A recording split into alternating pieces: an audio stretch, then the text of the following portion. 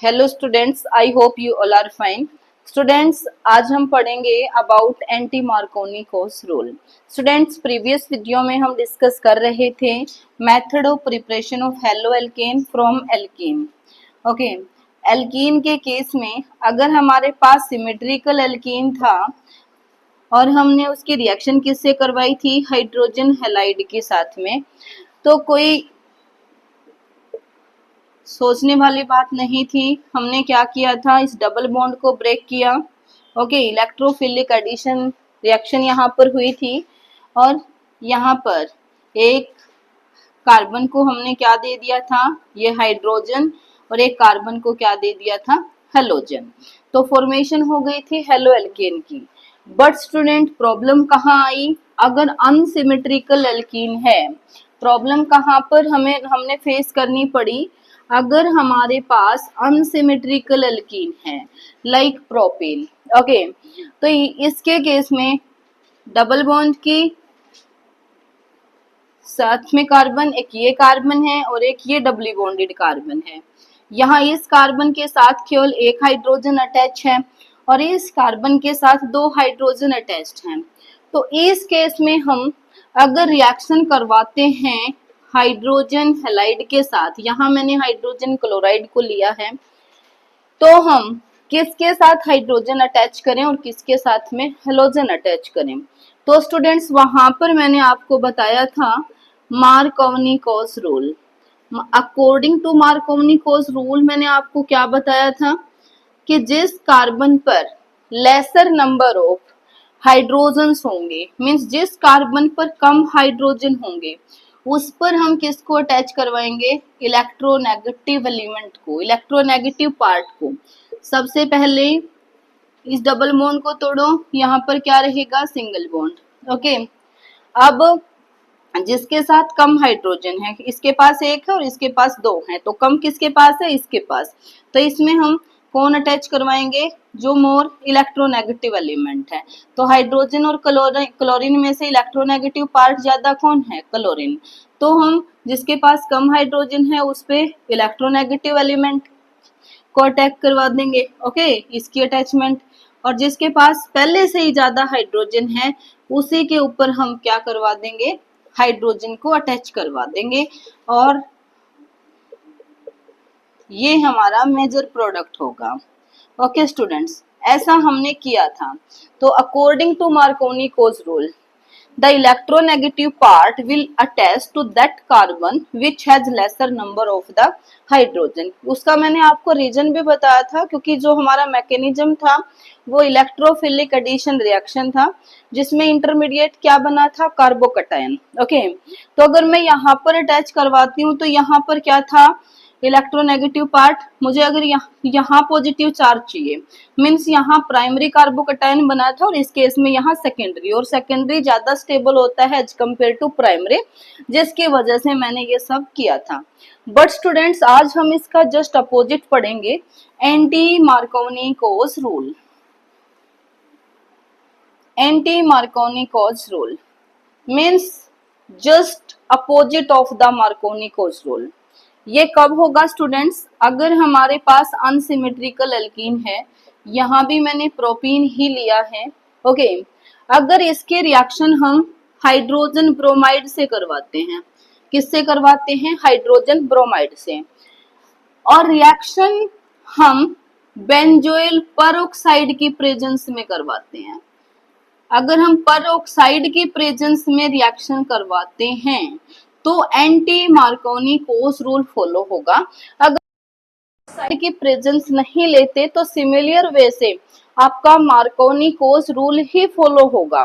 But अगर आप reaction किसकी प्रेजेंस में करवा रहे हैं? बेंजोइल परऑक्साइड की प्रेजेंस में रिएक्शन अगर आप करवा रहे हैं तो उस केस में क्या होगा? आपका एंटी मार्कोनी-कोस रूल फॉलो होगा। तो anti Markovnikov, according to Markovnikov's rule आप क्या कर रहे थे? जिस पर कम कार्बन थे, सॉरी, जिस कार्बन पर कम हाइड्रोजन थे, आप उस पर इलेक्ट्रोनेगेटिव पार्ट को अटैच करवा रहे थे। अब एंटी है मीन्स उसका उल्टा आपने करना है। तो अब हम किस पे अटैच करवाएंगे इलेक्ट्रोनेगेटिव एलिमेंट को?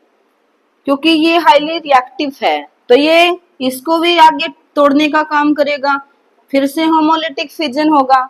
तो यहाँ से किसकी फॉर्मेशन हो जाएगी, H free radical, Br free radical, H free radical and Br free radical. तो स्टूडेंट यहाँ से H free radical and C6H5 free radical. So C6H5 तो है ही ऑलरेडी, एक हाइड्रोजन ने और बॉन्ड बना लिया, तो क्या बन गया हमारे पास C6H6 बेंजीन। और आपको पता है कि बेंजीन एक स्टेबल कंपाउंड है। ओके, तो यहाँ से क्या होगा C6H6, 2 यूनिट ले लेंगे हम, प्लस में आपका क्या बन जाएगा Br फ्री रेडिकल, प्लस क्या बन जाएगा, या फिर इसको इधर एक लिखो, कोई फर्क नहीं पड़ता। ओके, तो आपके पास क्या, अब आपको क्या मिल गया Br फ्री रेडिकल, और Br फ्री रेडिकल अगर आपके पास है तो अब आप अपने फाइनल प्रोडक्ट की तरफ जा सकते हो। तो अब आपका इनिशिएशन हो गया खत्म। ओके स्टूडेंट्स, सो अब सेकंड स्टेप आपको पता है कि भाई फ्री रेडिकल मैकेनिज्म में क्या होता है, प्रोपोगेशन। क्या होता है स्टूडेंट्स, प्रोपोगेशन। प्रोपोगेशन में हमें फाइनल प्रोडक्ट की तरफ भी हम पहुंचते हैं और मोर फ्री रेडिकल की फॉर्मेशन भी देखी जाती है। तो यहाँ पर होगा क्या, अब इस फ्री रेडिकल का अटैक किस पर करवाएंगे, हमारी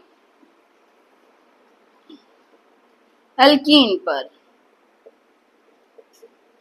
तो स्टूडेंट्स अब देखिए ध्यान से, ये जो Br फ्री रेडिकल है, ऑब्वियस सी बात है कि हमारा हाईली रिएक्टिव है, इसको कहीं से इलेक्ट्रॉन चाहिए बॉन्ड बनाने के लिए। तो होगा क्या, ये इलेक्ट्रॉन्स कहाँ से ले सकता है, कहाँ अवेलेबिलिटी इसको दिखाई दे रही है, यहाँ पाई बॉन्ड है, पाई बॉन्ड है, तो यहाँ से इसको इलेक्ट्रॉन मिल सकते हैं। इलेक्ट्रॉन मिल सकते हैं तो 2 पॉसिबिलिटी है आपके पास। देखिए आपके पास कितनी पॉसिबिलिटी है, 2 पॉसिबिलिटी है। फर्स्ट वन क्या है, जरा ध्यान से समझिए इधर से, कि भाई ये जो दोनों, ये यहाँ से होमोलिटिक फ्यूजन हो, ये कार्बन अपना इलेक्ट्रॉन ले ले, देखिए बॉन्ड ये कार्बन के साथ है, ओके, और ये अपना इलेक्ट्रॉन ले। ओके स्टूडेंट्स, तो होगा क्या, CH3 CH free radical, CH2 free radical. Okay, तो एक पॉसिबिलिटी है कि ये Br फ्री रेडिकल इसके साथ में आकर क्या हो जाए, अटैच हो जाए, और जिससे क्या बन जाएगा आपका, जिससे आपका क्या बन गया यहाँ से CH3 CH free radical CH2 free radical Br free radical, तो बॉन्ड बना लेंगे Br। एक तो ये पॉसिबिलिटी है आपके पास, पॉसिबिलिटी फर्स्ट आपके पास क्या है, ये वाली। ओके स्टूडेंट्स, अब सेकंड पॉसिबिलिटी क्या है आपके पास, सेकंड पॉसिबिलिटी क्या है वो आप ध्यान से देखेंगे कि हो क्या, क्योंकि यहाँ पर भी तो फ्री रेडिकल था, यहाँ पर भी तो आपकी स्पीसीज तो ये बनी थी फ्री रेडिकल, होमोलिटिक फ्यूजन के बाद आपके पास ये स्पीसीज आई थी, ये तो ये भी तो हो सकता है कि ये Br फ्री रेडिकल इसके साथ में बॉन्ड बना ले, तो फिर फॉर्मेशन किसकी हो जाएगी, ये। तो सेकंड केस आपके पास ये है, किसकी फॉर्मेशन हो। अब ध्यान से देखिए स्टूडेंट्स, यहाँ ये आपका क्या है, सेकेंडरी फ्री रेडिकल है। ये क्या है, क्योंकि इस कार्बन ने एक बॉन्ड इस कार्बन से बना रखा है, एक इस कार्बन से, 2 अदर कार्बन से बॉन्ड बना रखा है, मीन्स ये कैसा फ्री रेडिकल है, सेकेंडरी।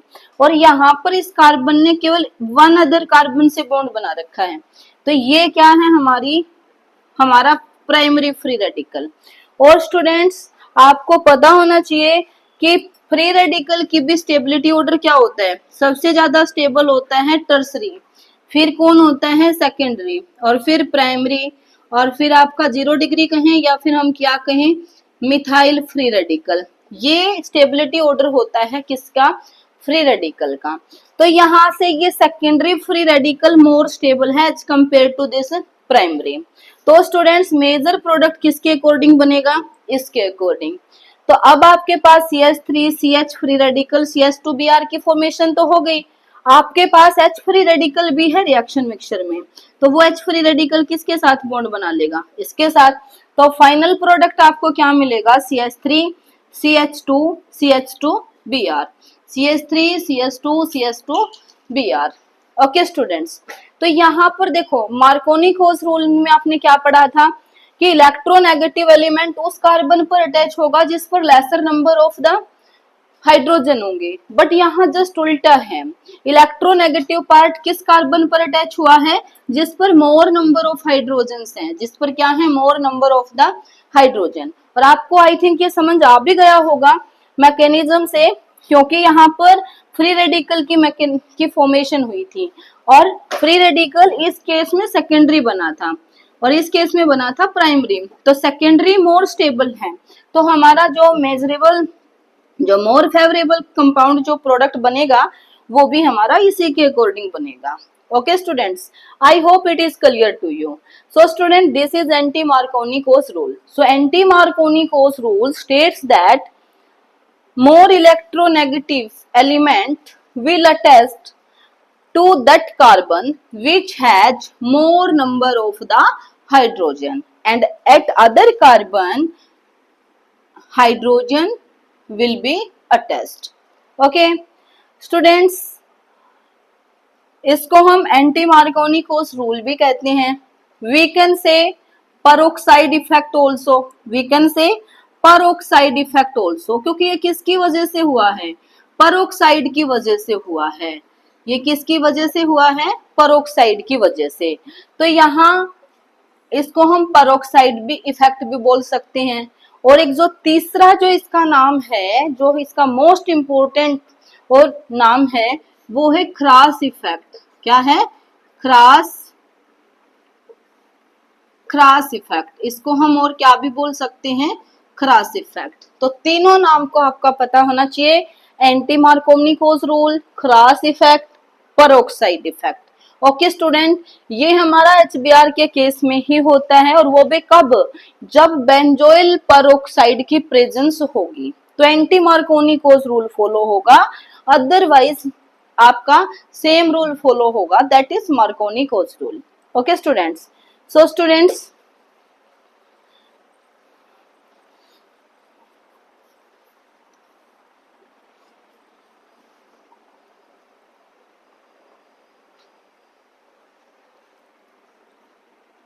ये हमारा HBr के साथ ही ऐसा होता है, क्योंकि इसमें दोनों ही स्टेप रिएक्शन के हाईली एक्सोथर्मिक होते हैं। ओके स्टूडेंट्स, तो मान लो यहाँ पर आपको ये दे दिया जाए, complete the reaction, one reaction ये गिवन है एंड सेकंड रिएक्शन ये गिवन है, second this is given to you,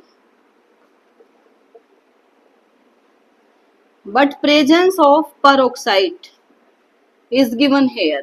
okay, so student ध्यान रखेंगे, अगर पेरोक्साइड की प्रेजेंस नहीं है तो आप रूल फॉलो कौन सा करेंगे, same rule, that is Markovnikov's rule, Markovnikov's rule. Okay, Markovnikov's rule क्या है, सबसे पहले यहां से एक बॉन्ड ब्रेक करेंगे। ओके, तो इलेक्ट्रोनेगेटिव पार्ट किससे अटैच करवाएंगे, जिस पर कम हाइड्रोजन है। ओके, और हाइड्रोजन किससे अटैच करवाएंगे आप, सॉरी ब्रोमीन था आपका यहाँ पर, और हाइड्रोजन किससे अटैच करवाएंगे, जिस पर पहले से ही ज्यादा हाइड्रोजन है। तो ये आपका बनेगा, क्लियर। बट अगर पेरोक्साइड यहाँ गिवन है तो इसका जस्ट उल्टा आप फॉलो करेंगे, कौन सा रूल फॉलो करेंगे, anti Markovnikov's rule, anti Markovnikov's rule. Okay students, तो यहाँ पर जिस पर कम हाइड्रोजन है उसके साथ हाइड्रोजन की अटैचमेंट करवाएंगे, और जिसके पास पहले से ज्यादा हाइड्रोजन है उसको हाइड्रोजन ना देकर आप क्या देंगे, इलेक्ट्रोनेगेटिव। तो ध्यान रखेंगे, अगर पेरोक्साइड है तो एंटी मार्कोनी-कोस रूल फॉलो होगा, अदरवाइज नहीं, मार्कोनी-कोस रूल ही फॉलो होगा। ओके, अगर आप मार्कोनी-कोस रूल फॉलो करते हैं, पेरोक्साइड नहीं है, तो मैकेनिज्म कौन सा होगा? Electrophilic addition. मैकेनिज्म कौन सा होगा? Electrophilic addition reaction. और स्टूडेंट्स, अगर पेरोक्साइड की प्रेजेंस है तो आप फॉलो करेंगे एंटी मार्कोनी-कोस रूल। इसको आप पेरोक्साइड इफेक्ट भी बोलते हैं,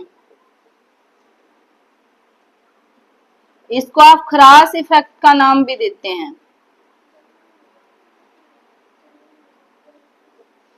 ओके स्टूडेंट्स, और यहाँ पर मैकेनिज्म फॉलो कौन सा होगा?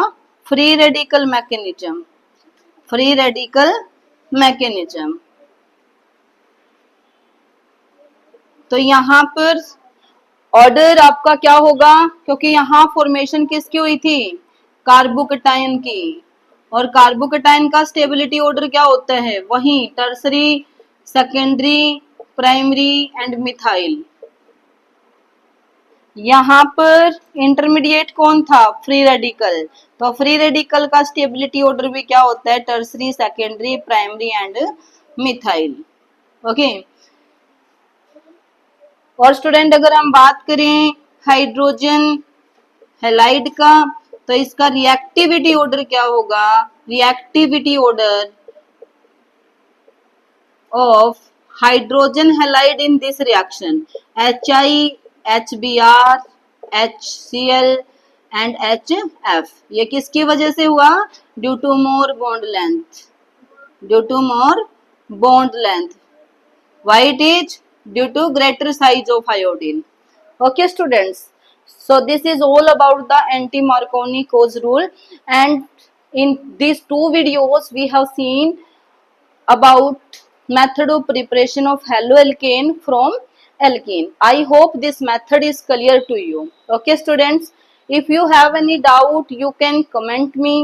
Okay, and students, please like, share the video and subscribe the channel and press bell icon also for getting notification for next video. So thank you, have a nice day.